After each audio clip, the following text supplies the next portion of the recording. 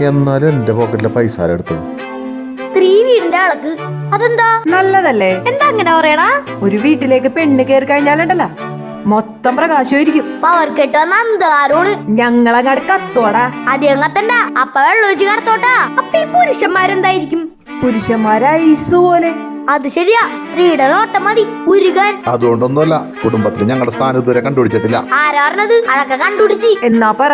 വേണ്ട, കുടുംബങ്ങലങ്ങും നുണയൻ ഒരു കാര്യത്തിൽ സന്തോഷമുണ്ട്. എന്ത്? സ്ത്രീനെ തീയും പുരുഷൻ ഐസുമായിട്ടാണ് ഉപയോഗിച്ചത്. മനസ്സിലായില്ല. ഐസിന്റെ സ്ഥാനത്ത് പെട്രോൾ ആയിരുന്നെങ്കിൽ കുടുംബം കത്തിയനെ. ഒന്ന് പറയാടാ.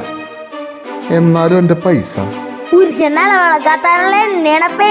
എണ്ണേ? നിലവിളിക്കണോഴിക്കാനുള്ള എണ്ണ ഒഴിച്ച് കരിഞ്ഞു തീരാനാ വിധി.